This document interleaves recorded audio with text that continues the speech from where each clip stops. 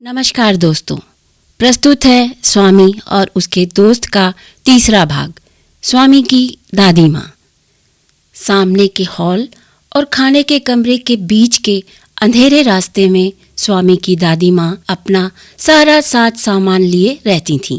सामान में था 5 दरियों को मिलाकर बनाया बिस्तरा, 3 चादरें, 5 तकिए, जूट का बना एक चौकोर बक्सा और लकड़ी का एक छोटा सा डिब्बा जिसमें कुछ सिक्के, इलायची, लौंग और सुपारी रखी थी।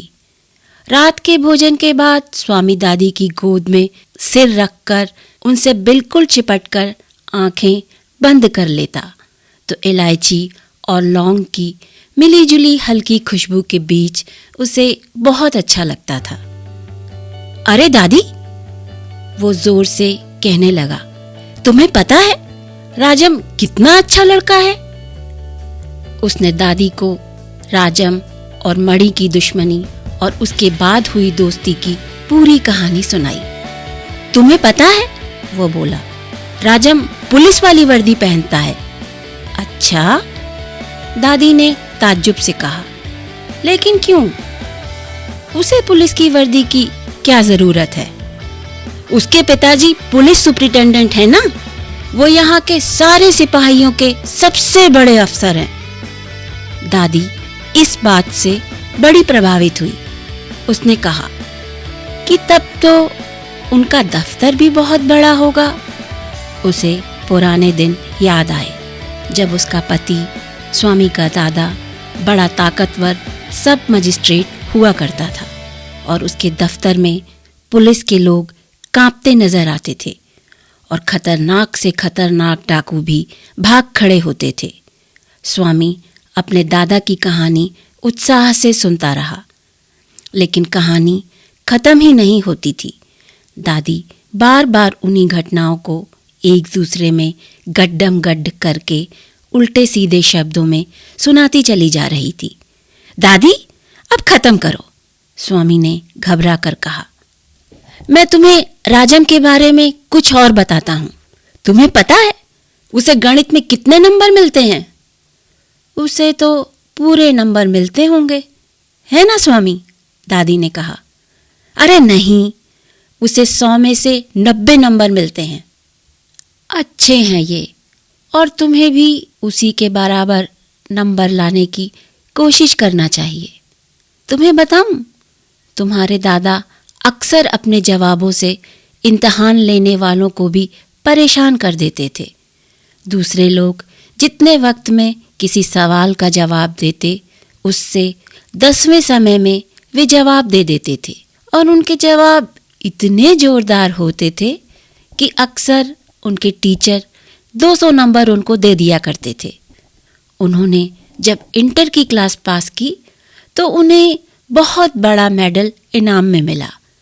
मैंने सालों उसे लॉकेट के तौर पर पहना। और कब उतारा मैंने उसे? हाँ, जब तुम्हारी बुआ पैदा हुई।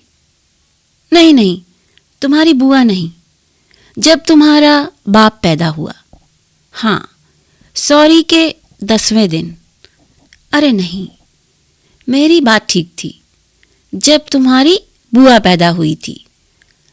अब कहाँ है वो मेडल? हाँ, मैंने उसे तुम्हारी बुआ को दे दिया और उसने उसे गलाकर सोने की 4 चूड़ियाँ बनवा ली। बेवकूफ़ थी वो, और चूड़ियाँ भी कितनी पतली। मैं हमेशा उसे घर में सबसे बेवकूफ़ मानती रही हूँ। बस करो दादी, तुम बेकार की पुरानी कहानियाँ दोहरा रही हो। तुम राजन के बारे में नहीं सुनोगी। ज़रूर सुनूंगी बेटा। दादी, जब राजन छोटा था तभी उसने एक चीते को मार गिराया था।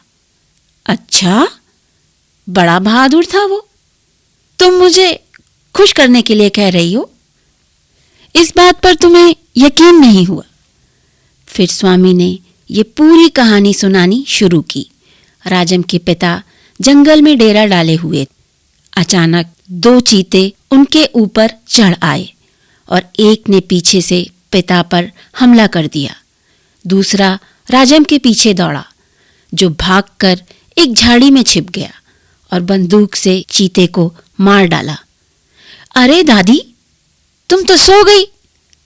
कहानी खत्म करते हुए स्वामी ने कहा, मैं सो कहाँ रही हूं, तुम्हारी कहानी सुन रही हूं।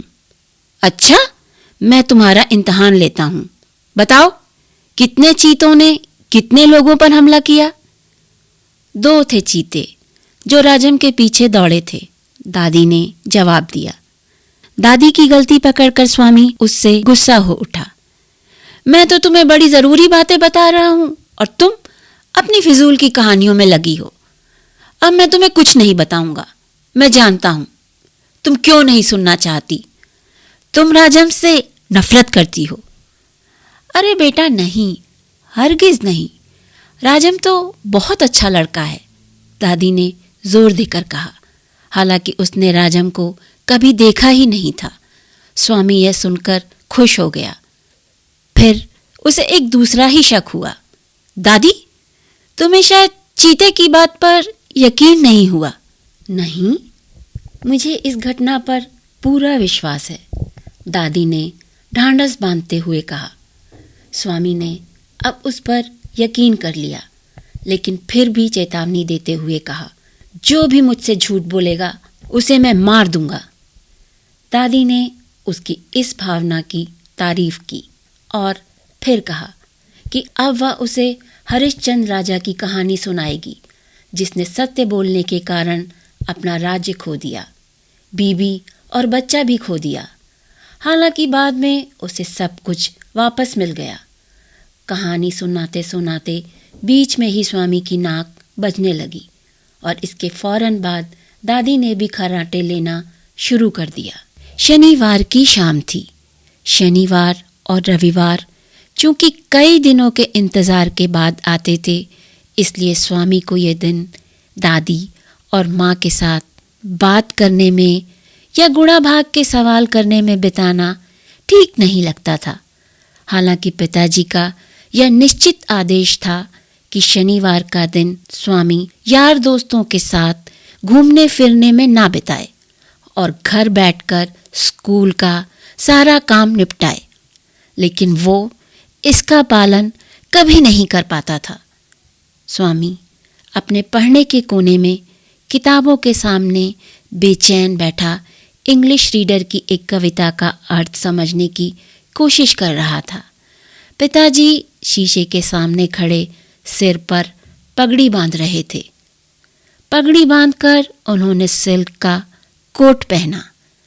अब सिर्फ चश्मा लगाना रह गया था। स्वामी बड़े ध्यान से उन्हें ये सब करते देखता रहा। चश्मा भी लगा लिया गया। अब सिर्फ घड़ी लगाना बाकी था। स्वामी खुश हुआ। घड़ी लगाने के बाद पिताजी कचहरी चले जाएंगे। माँ भीतर से एक हाथ में पानी का गिलास और दूसरे में पान सुपारी तश्तरी में रखकर लाई। पिताजी ने पानी पिया और पान के लिए हाथ बढ़ाया। माँ ने उन्हें कुछ सुपारी के टुकड़े और करीने से बंधे कई पान दिए। पिताजी ने सब मुंह में डाल लिए और बड़े संतोष के साथ धीरे धीरे उन्हें चबाने लगे।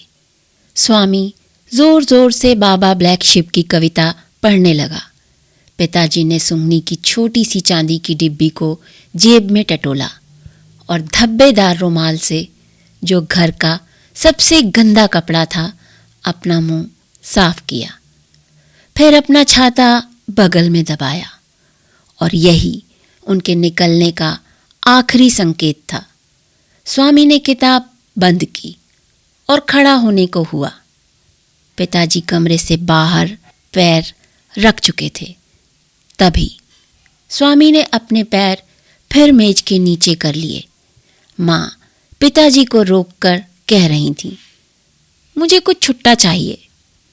आज दर्जी आ रहा है, 4 दिन से पीछे पड़ा है। उसे कल आने को कहना, पिताजी बोले। लेकिन माँ ने जिद, तो वे भीतर आए, अलमारी खोली, चाबी ढूंढी और पैसों की दराज खोलकर कुछ सिक्के निकालकर माँ को पकड़ा दिए। फिर दराज को ठीक से बंद करके शीशे के सामने खड़े होकर पगड़ी फिर ठीक की। फिर सुंगनी से नाक लगाकर सांस खींची, रुमाल से नाक साफ की और तेजी से बाहर निकल गए। स्वामी ने चैन की लंबी सांस ली।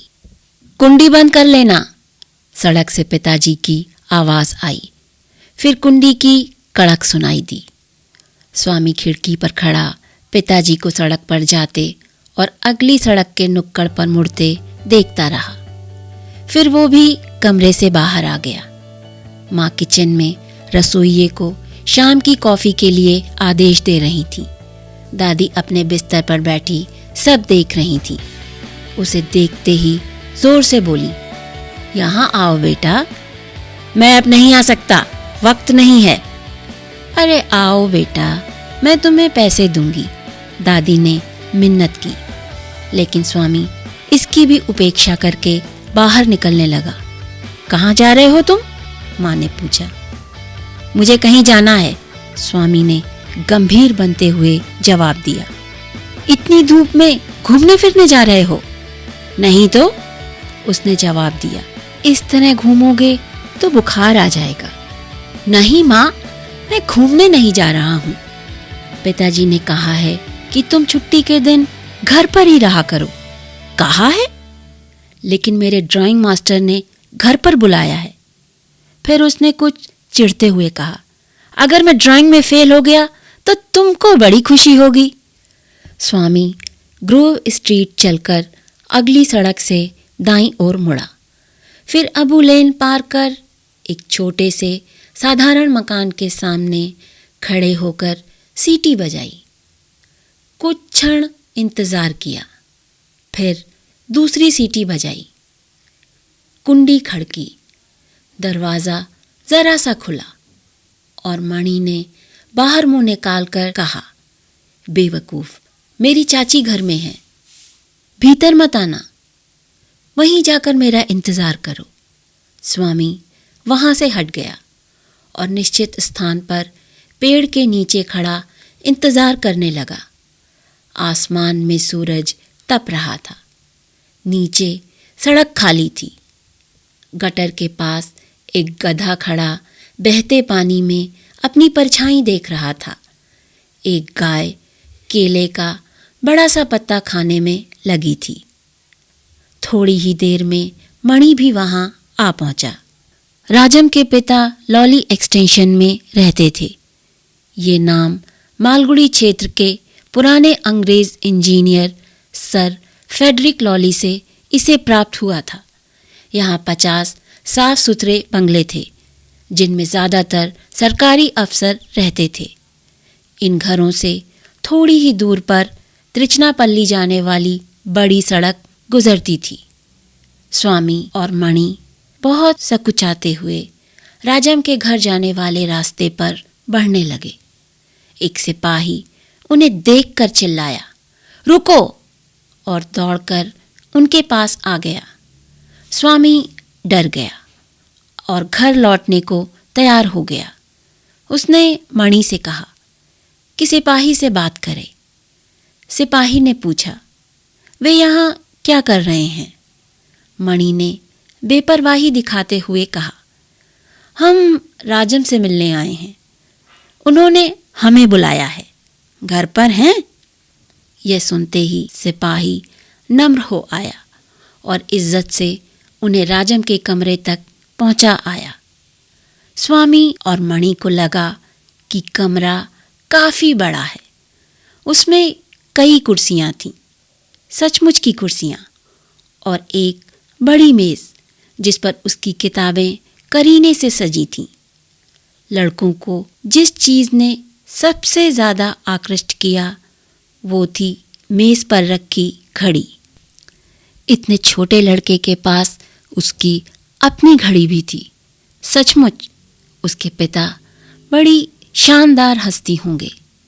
तभी राजम कमरे में आया। वो जानता था कि दोस्त उसका इंतज़ार कर रहे हैं, लेकिन वो उन्हें कुछ और मिनट इंतज़ार कराना चाहता था, क्योंकि उसने देखा था कि उसके पिता भी यही करते हैं। इसलिए वो बगल के कमरे में कुछ मिनट खड़ा नाखून चबाता रहा। जब उसे खुद इंतज़ार करना भारी पड़ने लगा तब वह एकदम सामने आकर खड़ा हो गया। अरे बैठो तो, तुम अभी तक खड़े ही हो। उन्हें खड़ा देखकर वह जोर से बोला। थोड़ी ही देर में वे घुल मिलकर आपस में बातें करने लगे। स्कूल की बातें, दोस्तों और टीचरों की बातें, घर पर माता पिता की बातें, खेल कूद और अपने खिलौनों की बातें। राजम उन्हें एक अलमारी के पास ले गया और उसे खोल दिया। इसमें तमाम अनोखी चीज़ें भरी थीं। खिलौना, मोटरें और रेलगाड़ियाँ, जादुई लालटेन और उसकी तस्वीरें, बड़ी बड़ी तस्वीरों वाली किताबें और न जाने क्या क्या, सैकड़ों चीज़ें। मणि को जो चीज़ बहुत पसंद आई वो थी कोने में रखी हवाई बंदूक। राजम ने उन्हें जो चीज़ें चाहें उठाने धरने की छूट दे दी थी। ज़रा देर में स्वामी एक रेलगाड़ी कमरे में चारों तरफ दौड़ाने लगा। मणि धनुष हाथ में लेकर सामने की दीवार पर तीर चलाए जा रहा था। जब थक गया तब बंदूक उठाकर उसके छर्रों से कमरे की चीज़ों पर वार करने लगा। तुम्हें किसी को भूख तो नहीं लगी है? राजम ने अचानक पूछा। अरे नहीं, दोनों ने बेमन से जवाब दिया। सुनो, राजम ने आवाज़ लगाई और एक सिपाही भीतर आया। जाकर महाराज को बोलो कि हम तीनों के लिए कॉफ़ी और नाश्ता लाए। जिस अधिकार और शांति से राजम ने यह आदेश दिया उससे दोनों चकित रह गए। शीघ्र ही महाराज नाश्ते से भरी एक बड़ी प्लेट लेकर कमरे में आया और मेज़ पर उसे लगाने लगा। राजम ने सोचा कुछ शान दिखाई जाए। अरे इसे मेज से हटाओ तुम, वो जोर से बोला। महाराज ने जल्दी से प्लेट हटा ली और उसे कुर्सी पर रखने लगा। अरे गधे, इसे वहां क्यों रख रहे हो? वहां से हटाओ इसे। तो फिर कहाँ रखूं इसे राजू? महाराज ने धीरे से सवाल किया। राजम गुस्से से भर उठा, चिल्लाकर बोला, बदमाश, मेरी बात का जवाब देते हो? महाराज ने मुंह से कोड़ा और कुछ भुनभुनाया। इसे मेज पर करीने से रखो, राजम ने आदेश दिया। महाराज यह करने लगा पर धीरे से बोला, इस तरह बोलोगे तो मैं माँ से कह दूंगा। जाओ कह दो, मैं परवाह नहीं करता, राजम ने जवाब दिया। अब उसने कप पर नजर डाली और कहा, यह तो बहुत गंदा है। महाराज ने पूरी प्लेट उठा ली और ये कहते हुए चलने लगा, नाश्ता चाहिए तो किचन में आकर खुद ले जाओ। राजम के लिए ये बड़ी चोट थी। दोस्तों के सामने ऐसा अपमान। वो कुछ मिनट चुप बैठा रहा, फिर जबरदस्ती की हंसी हंसकर कहने लगा, नालायक, कैसा बदमाश है। अच्छा जरा रुको, ये कहकर वो भीतर चला गया। थोड़ी देर बाद वो खुद प्लेट हाथों में लेकर आया। उसके दोस्त उसकी इस हार को देखकर परेशान हो रहे थे। जाहिर था कि वो महाराज को झुका नहीं पाया है। राजम सोच रहा था उसने महाराज को गोली क्यों नहीं मार दी, और मणि चाहता था कि महाराज को कुछ मिनटों के लिए उसके हवाले कर दिया जाए। लेकिन राजम ने यह कहकर सब कुछ शांत कर दिया। मैंने किचन में जाकर महाराज को ऐसी चोट दी कि वो बेहोश होकर गिर पड़ा है, इसलिए मैं नाश्ते की प्लेट खुद लेकर आया।